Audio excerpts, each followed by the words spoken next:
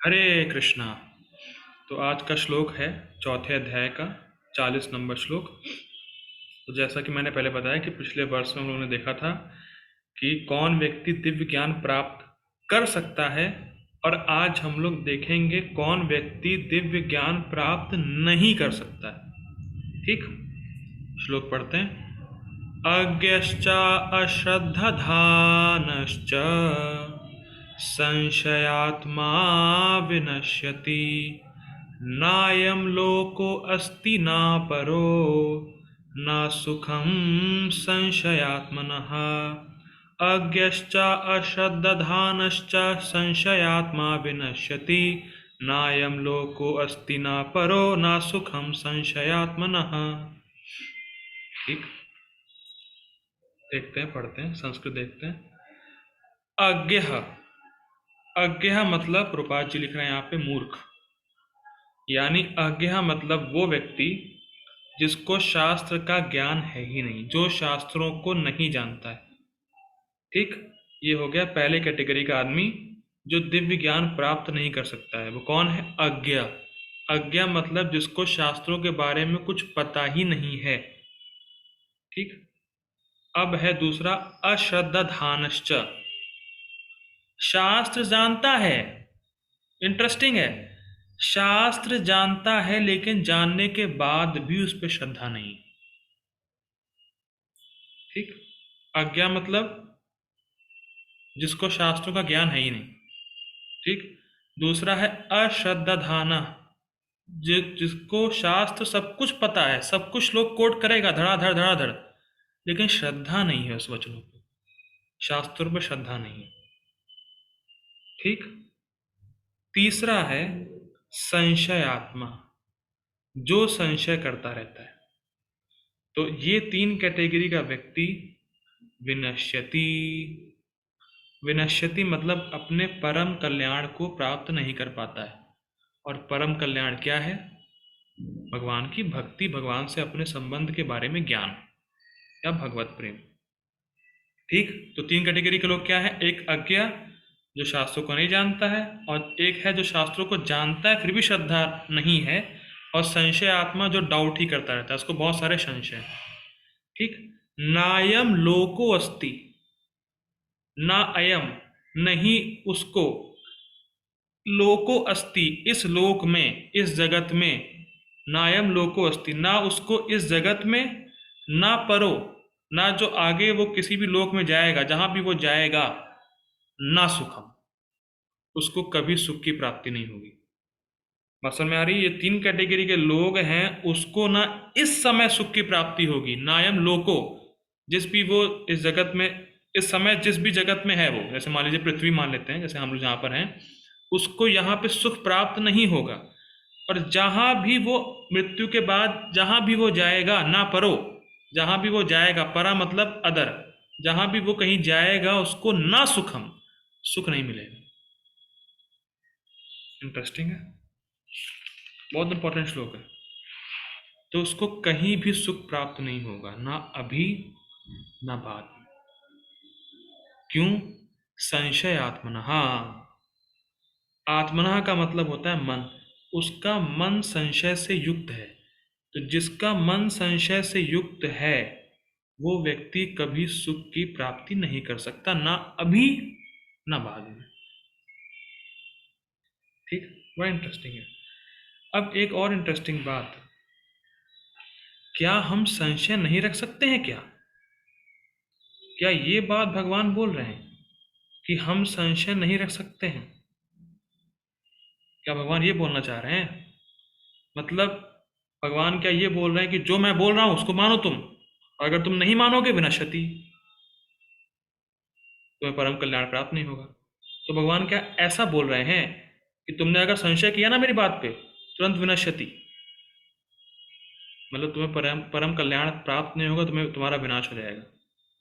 तो क्या हम लोग संशय नहीं रख सकते हैं? क्या भगवान क्या जबरदस्ती कर रहे हैं कि नहीं तुम्हें मेरी बात माननी ही पड़ेगी? क्या ऐसी है? क्या मतलब? बहुत इंटरेस्टिंग है, देखिए इसको समझना पड़ेगा। संशय आत्मा का मतलब क्या है?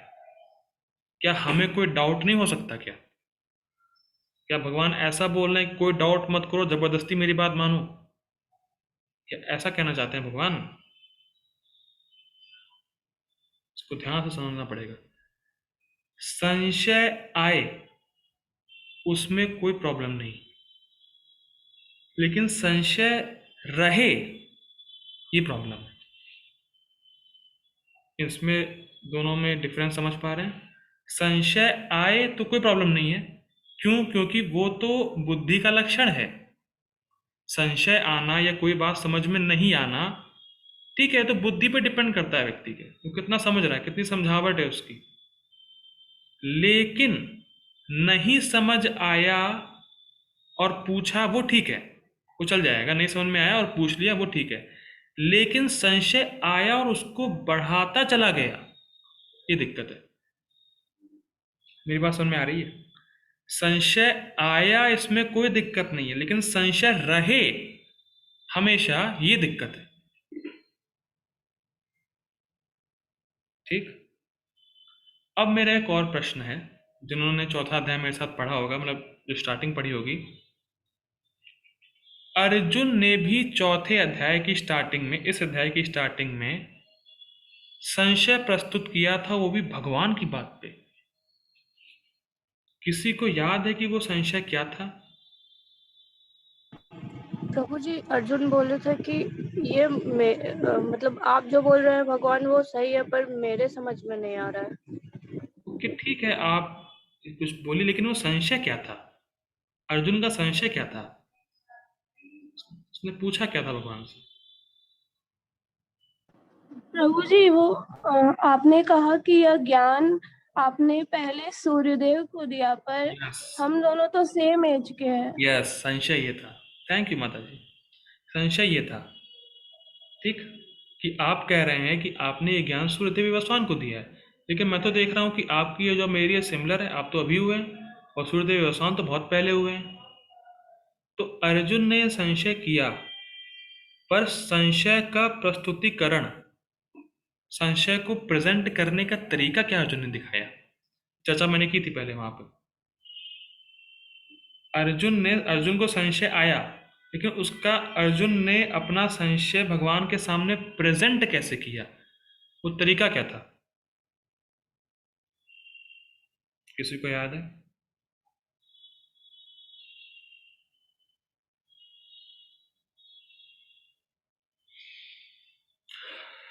हरे कृष्णा, सब भूल के लग रहा है। ठीक है, अर्जुन ने कहा था, देखिए कोई चैट पे आया है शायद, मेरे ख्याल से विनम्रता से पूछा था, हाँ ठीक है, लेकिन पूछा ये था, भगवान मैं ये कैसे समझूं? ये नहीं कहा भगवान से, यार भगवान आप झूठ बोल रहे हैं, ये थोड़ी ना होता है, सेम एज के दिख रहे हैं और सूर्यदेव भगवान को दिया है, आप बहुत मजाक करते हैं भगवान, आप झूठ बोलते हैं। ऐसा नहीं बोला अर्जुन ने। लेकिन अर्जुन ने बोला, भगवान जो आप बोल रहे हैं ठीक है, वो सत्य होगा, ये सत्य है, लेकिन मुझे समझ नहीं आ रहा है। मैं कैसे समझूं इस बात को कि आपने ये ज्ञान सूर्यदेव यशवान को दिया है? ठीक। तो बहुत इंटरेस्टिंग बात ये है कि संशय आए उसमें प्रॉब्लम नहीं है, उसको विनम्रता से, या किसी से भी लेक्चर सुन रहे हैं या महाराज सुन रहे हैं, महाराज मुझे ये बात समझ में नहीं आई आपकी, कृपया इसको दोबारा बता दें, ऐसे पूछें। लेकिन संशय का रहना ये खतरनाक है। तो भगवान यहाँ पे ये कह रहे हैं, जो संशय आत्मनाहा, जिसके मन में लगातार संशय बना हुआ है, उसको सुख प्राप्त नहीं होगा। ये नहीं कहा जा रहा है कि संशय आए ही नहीं, तो ये तो बुद्धि का लक्षण है, संशय तो आएगा ही आएगा। कुछ बात नहीं समझ में आई, वो तो फिर आप पूछेंगे ही ना, वो तो डाउट आएगा ही। लेकिन डाउट अगर बराबर बना हुआ है सुनने के बाद भी, वो दिक्कत है। ठीक है, इस दोनों को डिफरेंस को समझ पा रहे हैं? ठीक है, हम लोग अनुवाद पढ़ते हैं।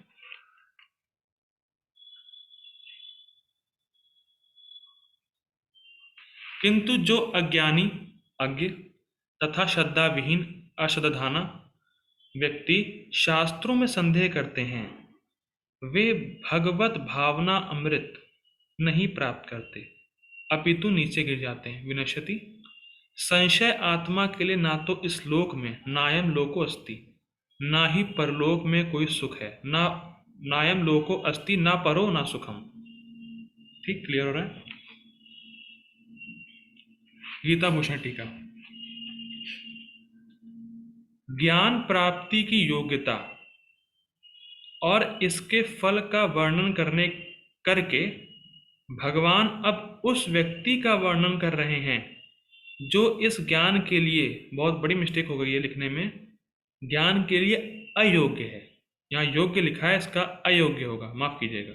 जो इस ज्ञान के लिए अयोग्य है और ज्ञान प्राप्ति ना करने से उसे क्या फल प्राप्त होगा, यह भी वर्णन करेंगे। तो क्या विषय है? कौन व्यक्ति ज्ञान प्राप्त करने के लिए अयोग्य है और ज्ञान प्राप्त ना करने से क्या होगा। अगर किसी व्यक्ति को ज्ञान प्राप्त नहीं हुआ या नहीं होगा तो क्या होगा उसके साथ। तो दो चीजें भगवान बताने वाले हैं। फिर रिपीट कर रहा हूं, कौन व्यक्ति दिव्य ज्ञान प्राप्त करने के लिए अयोग्य है और अगर ज्ञान प्राप्त नहीं हुआ तो फिर क्या होगा उसके साथ। ठीक, आगे पढ़ते हैं। वह अज्ञ व्यक्ति जो पशु के समान शास्त्र ज्ञान से अनभिज्ञ है। वाह, क्या सुंदर, क्या टीका है, बहुत इंटरेस्टिंग है, बहुत इंटरेस्टिंग। अज्ञ की व्याख्या कर रहे हैं बलदेव विद्याभूषण। वह अज्ञ व्यक्ति जो पशु के समान शास्त्र ज्ञान से अनभिज्ञ है। अब मेरा एक प्रश्न है, पता नहीं कौन उत्तर देगा, बहुत इजी प्रश्न है। अगर आप लोग किसी बंदर को या गाय को या बिल्ली को या कुत्ते को, किसी को भी पूछेंगे कि रशिया और यूक्रेन का वॉर क्यों हुआ, तो क्या कोई भी इनमें से कुछ भी बता पाएगा? क्या लगता है शुभेक्षा माता जी आपको? नहीं प्रभु जी, वो नहीं बता पाएंगे। नहीं बता पाएंगे, वेरी इंटरेस्टिंग। क्यों नहीं बता पाएंगे?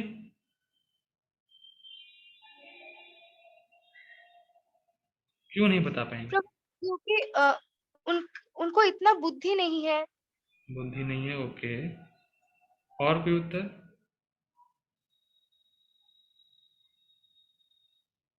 ठीक है, बहुत सिंपल है। पहली बात तो उनको पता नहीं, ठीक, और दूसरा उनको इस चीज से कोई लेना देना नहीं। बात समझ में आ रही है? दो चीजें हैं, उनको पता ही नहीं है तो बताएंगे क्या, और उनको इस बात से कोई लेना देना ही नहीं है कि क्या हो रहा है रशिया यूक्रेन में, क्या लेना देना। बात समझ में आ रही है? तो इसी तरीके से जैसे उनको नहीं पता रशिया यूक्रेन के बारे में, लेकिन नहीं पता और ना पता हो सकता है। ये डिफरेंस समझ में आ रहा है? एक तो नहीं पता है तो ठीक है, और ना पता हो सकता है, और ना पता करना चाहते हैं वो लोग, तीन बातें। वैसे ही जो शास्त्र ज्ञान से बिल्कुल अनभिज्ञ है, अब इसको इमेजिन कर पा रहे हैं भाई, जैसे मान लीजिए हम में से जिनको भी रशिया और यूक्रेन के वॉर के बारे में नहीं भी पता है कि क्या हुआ है, लेकिन इतना पता है वॉर हुआ है। इस बात से एग्री है भाई? पता नहीं क्या रीजन होगा, हुआ वॉर, क्यों हुआ नहीं पता, चलो हम लोग तो भक्त हैं, हम लोग को नहीं लेना देना कुछ, लेकिन इतना पता है कि वॉर हुआ है। तो क्या जानवर को इतना भी पता है कि कुछ हुआ है? कुछ भी हुआ है उनको ये पता है? नहीं पता है। तो वैसे ही जो शास्त्र ज्ञान से बिल्कुल अनभिज्ञ है, मतलब उसको पता ही नहीं शास्त्र होता क्या है, शास्त्र हैं कितने, शास्त्र लिखे किसने, मतलब ऐसी चेतना वाले व्यक्ति को पशु कहा गया है। उस जरा आप उनकी चेतना में घुसिए, जो जानवर की चेतना को कुछ भी नहीं पता, मतलब टोटल अनभिज्ञ है। तो वैसे ही जो व्यक्ति जो शास्त्रों से बिल्कुल अनभिज्ञ है, शास्त्र ज्ञान से टोटल उसको कुछ भी नहीं पता, उसको पशु बोला गया है। जो शास्त्रों के बारे में बिल्कुल अनभिज्ञ है, शास्त्रों के बारे में कुछ नहीं जानता, वो सब एनिमल है, वो सब जानवर।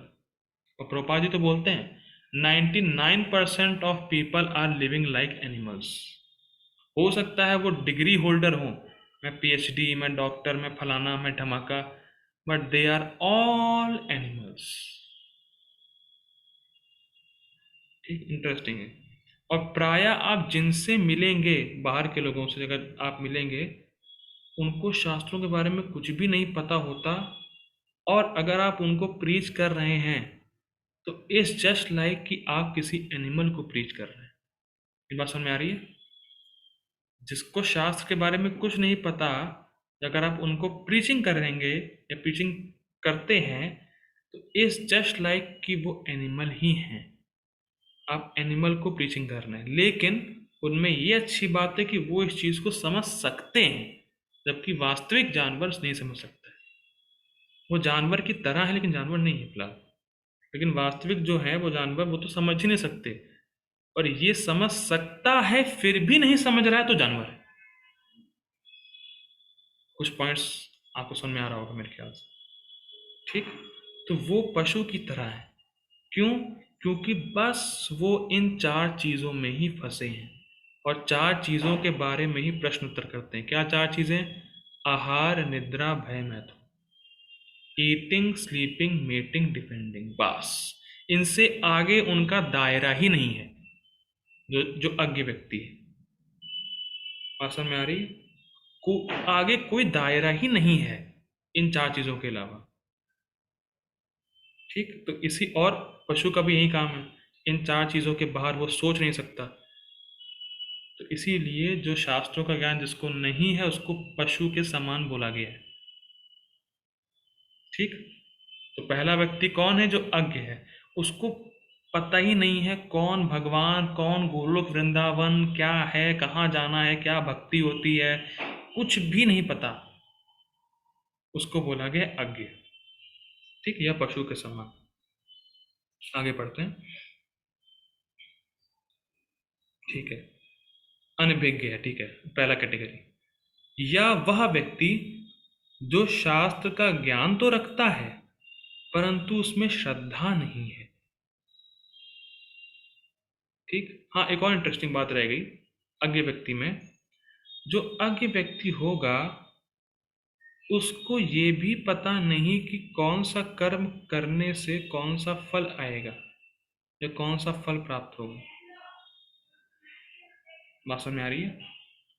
मैं ये देखिए, भले ही वो भौतिक कार्य भी कर रहे हो, शास्त्र ज्ञान नहीं हो, लेकिन फिर भी उनको ये नहीं पता कि मैं ये करूंगा तो इसका बाद में रिजल्ट क्या आएगा। वो इतने अज्ञान में। Have you ever felt that कि लोग कुछ भी बोल रहे हैं और कुछ भी सुन रहे हैं और वो जान नहीं रहे इसका रिजल्ट क्या होगा आगे। ठीक है, बहुत इंटरेस्टिंग है। और जब व्यक्ति श्रवण करेगा, जब शास्त्र सुनेगा, तभी वो ठीक ठीक समझ पाएगा उसको क्या करना चाहिए और क्या करने से क्या रिजल्ट प्राप्त होगा।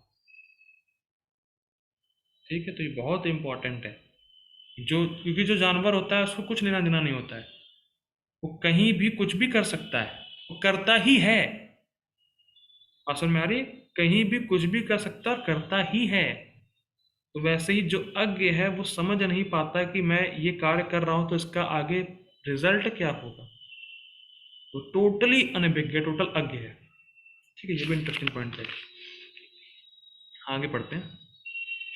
या वह व्यक्ति जो शास्त्र का ज्ञान तो रखता है परंतु उसमें श्रद्धा नहीं है क्योंकि उसका स्वभाव विवादी है। बहुत इंटरेस्टिंग, क्या टीका है मतलब बलदेव विद्याभूषण के द्वारा। लोगों को, दूसरा कैटेगरी का जो व्यक्ति है उसको शास्त्र का ज्ञान तो है, खड़ा खटाखट कोट करेगा, पर झगड़ा करने के लिए।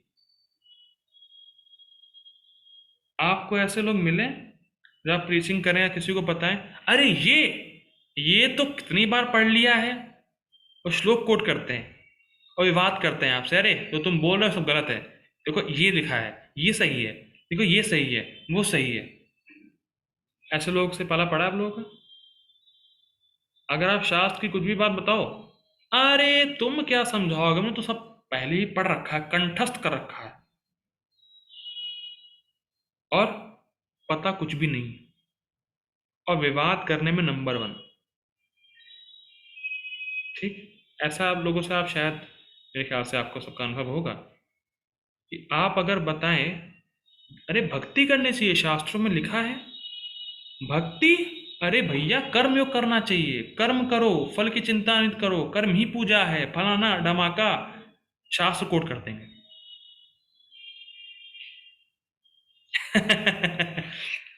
सबका अनुभव होगा, ये बड़ा इंटरेस्टिंग है इसको।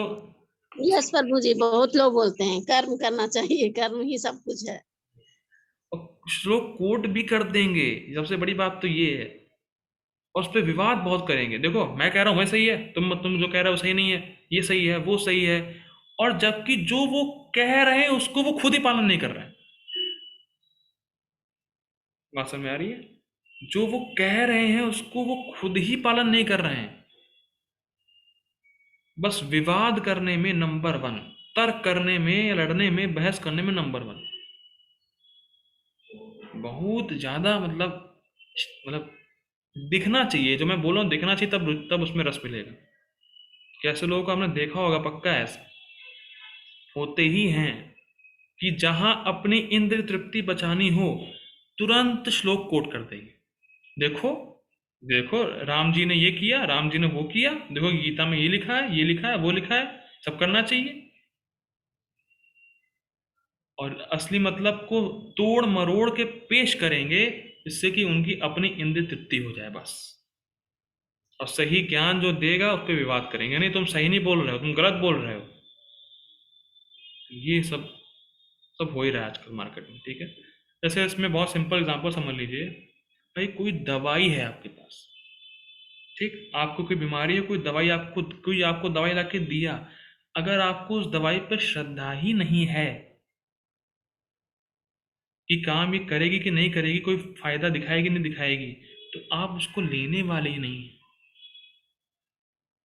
तो it is as good as nothing, वो होते हुए भी आप उसका लाभ नहीं उठा पा रहे। भाषण में आ रही श्रद्धा कितनी बड़ी चीज है। मान लीजिए मैं मान लीजिए टीका पढ़ा रहा हूँ, कोई सुन रहा होगा, कोई व्यक्ति सुनेगा, बाद में सुन के भी अगर उसको श्रद्धा नहीं हुई तो कितना बड़ा नुकसान कर रहा है, क्योंकि परंपरा में ज्ञान आ रहा है। बस हमारी श्रद्धा बहुत इंपॉर्टेंट है, श्रद्धा रखनी ही चाहिए। लेकिन जो श्रद्धा नहीं रखता है, जो दवाई सोचता है दवाई मेरी काम करेगी नहीं करेगी, फायदा है नहीं है, तो दवाई लेगा नहीं। दिक्कत ये है, उसके सामने दवाई है, उसकी बीमारी ठीक हो सकती है, लेकिन उसको श्रद्धा नहीं तो होगी नहीं। श्रद्धा बहुत बड़ी चीज है। ठीक है, आगे चर्चा करेंगे हम लोग श्रद्धा क्या होता है, कैसे आती है, पोपा जी के परपट में देखेंगे। ठीक है, तो दो कैटेगरी के लोग, एक अज्ञ जिसको शास्त्र का ज्ञान नहीं है, दूसरा जिसको शास्त्र का ज्ञान है लेकिन श्रद्धा नहीं, क्योंकि वो विवादी है, उसको विवाद करने में बड़ा मजा आता है, शास्त्र पालन करने में मजा नहीं आता, शास्त्र पालन नहीं करता है।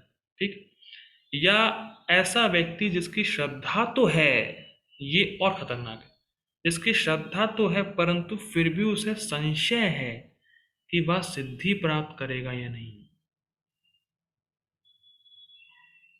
बहुत इंटरेस्टिंग है। तो ऐसा व्यक्ति विनाश को प्राप्त होता है। बहुत गंभीर पॉइंट है। शास्त्र का ज्ञान है, लेकिन डाउट ये है कि शास्त्र के ज्ञान से और लोगों को तो सफलता मिल गई, पर क्या मुझे मिलेगी?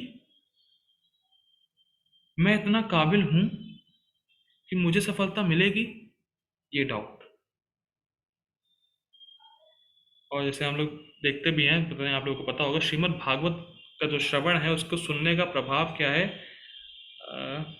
छिंदंती हृदय ग्रंथि सर्व संशयः, कि जो भागवत को श्रवण करता है उसका सारा संशय दूर हो जाता है कि भगवान है कि नहीं है, भगवान को प्राप्त हम कर पाएंगे नहीं कर पाएंगे, सब कुछ नष्ट हो जाता है जब व्यक्ति भागवत का श्रवण करता है। तो हमें ये नहीं सोचना चाहिए कि हम भगवान को प्राप्त करेंगे या नहीं करेंगे, हम तो बहुत पतित हैं, हमसे भगवान प्रसन्न होंगे नहीं होंगे, क्या होगा मेरे साथ, मैं इस पर चल तो रहा हूँ पर पता नहीं फायदा होगा नहीं होगा, कुछ हो नहीं रहा है। ये सब संशय आपके भक्ति में बहुत बाधक बनेंगे।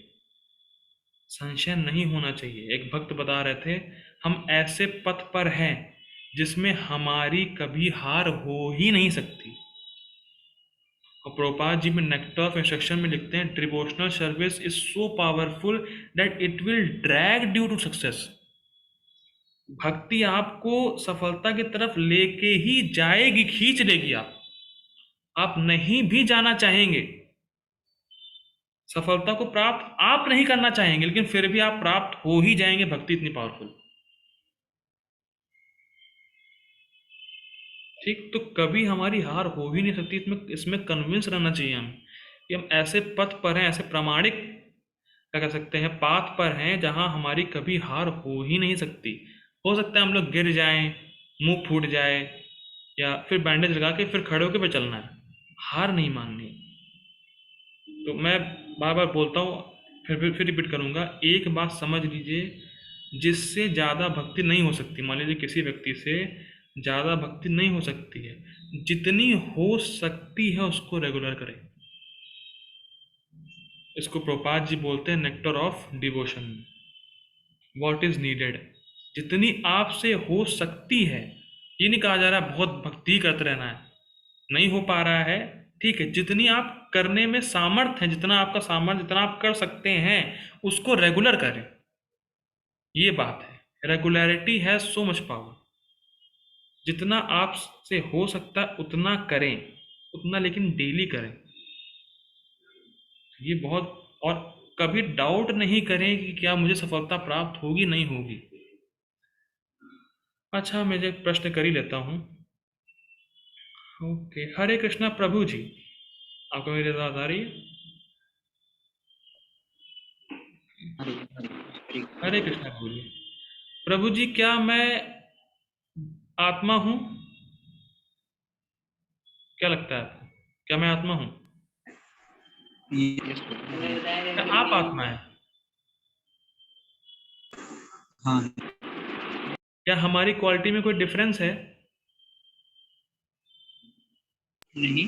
क्या मैं भगवान का अंश नहीं हूँ?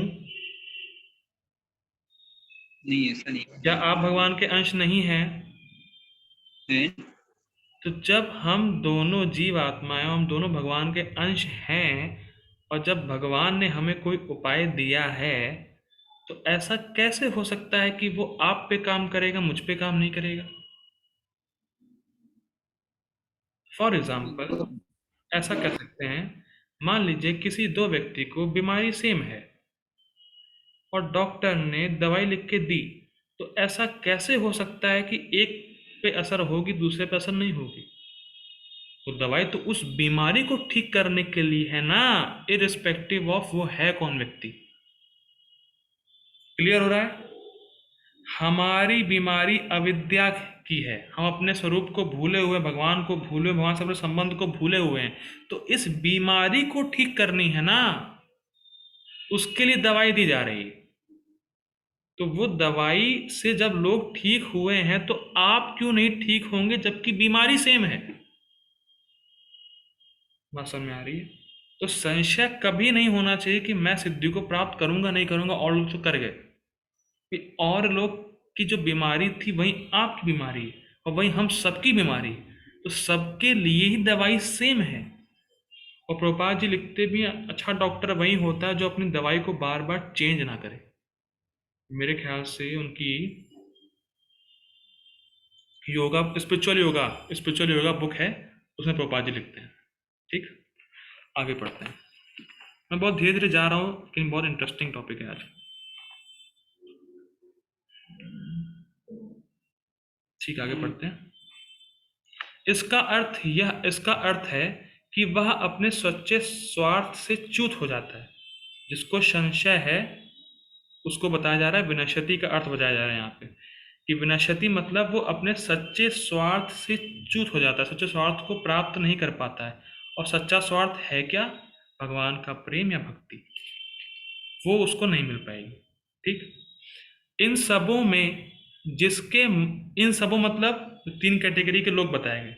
इन सबों में जिसके मन में संशय है उसकी विशेष रूप से भर्त्सना की गई। इंटरेस्टिंग है। देखिए भाई, कोई अज्ञ है, तो उतना प्रॉब्लम नहीं है, शास्त्र का ज्ञान नहीं है, सुनेगा समझ सकता है। ठीक भाई, श्रद्धा नहीं है, नाम जप करेगा, भक्ति करेगा, श्रद्धा बढ़ जाएगी, उन्होंने कल पढ़ा। ठीक, लेकिन जिसको डाउट है श्रद्धा होने के बावजूद, उसकी स्पेशल रूप से उसको अलग किया जा रहा है कि वो तो और खतरनाक है कि जब प्रोसेस पता है, प्रोसेस पे श्रद्धा है, फिर क्यों डाउट कर रहे हो भाई, ये बात है। और डाउट आया, क्लियर करना, इसकी बसना नहीं कर रहे हैं, लेकिन डाउट बराबर बने रहना, बना हुआ है डाउट, वो दिक्कत है।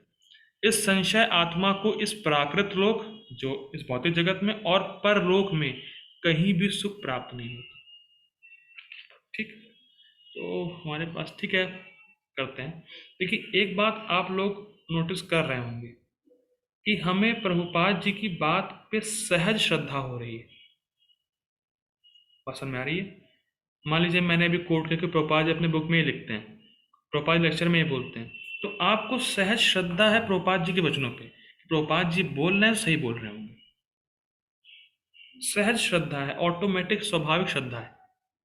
या मान लीजिए बलदेव विद्याभूषण ऐसा लिख रहे हैं, तो हम लोग को श्रद्धा है कि हाँ, जो वो लिख रहे हैं वो वाकई में ऐसा है। तो ये श्रद्धा आ कहाँ से रही है, ये इंटरेस्टिंग है। ये सहज श्रद्धा उत्पन्न कैसे हो, इंटरेस्टिंग बात है। क्योंकि जैसे हम समझ जाएंगे श्रद्धा कैसे विकसित होती है, कैसे संशय दूर होते हैं, तो हम इस कैटेगरी में आने से बच जाएंगे। इसलिए मैं बता रहा हूँ ये। तो जब हम किसी व्यक्ति से बार बार श्रवण करते रहते हैं, तो उसकी बात पे हमें ऑटोमेटिक श्रद्धा होने लगती है, ये फंडा है। और जैसे जैसे हम किसी के वचन सुनते हैं, तो उनकी श्रद्धा हमारे हृदय में ट्रांसप्लांट होती है। ये मैंने पहले ही बताया था। प्रभुपाद जी के जब लेक्चर सुनते हैं, तो आपको स्वाभाविक श्रद्धा होती है कि नहीं, मैं आत्मा हूँ, मैं कृष्ण का दास हूँ, मुझे कृष्ण की सेवा करनी है, भले ही हमें अभी अनुभव नहीं है। लेकिन जैसे जैसे हम सुनते रहते हैं प्रभुपाद जी के लेक्चर, तो जो उनकी श्रद्धा है वो हमारे हृदय में ट्रांसप्लांट होती है, और हमें उनकी वचनों पे, प्रभुपाद जी के वचनों पे श्रद्धा आती है। जो प्रभुपाद जी के फॉलोवर्स हैं, जो गुरु महाराज हैं, उनकी बातों पर श्रद्धा आती है जब बार बार हम श्रवण करते हैं। तो श्रवण के माध्यम से ही हमारी श्रद्धा विकसित होती है, हमारी श्रद्धा पोषित होती है, कह सकते हैं, बढ़ती है। और जैसे जैसे हमारी श्रद्धा बढ़ती रहेगी रेगुलरली, तो हमारे संशय सारे खत्म होते चले जाएंगे। तो अब मैं ऐसा करता हूँ, हमारा मीटिंग का टाइम खत्म हो रहा है, तो I request all of you to join again. बहुत अच्छा टॉपिक है। So Hare Krishna, please join again. मैं मैसेज कर रहा हूँ ग्रुप पे। हरे कृष्णा।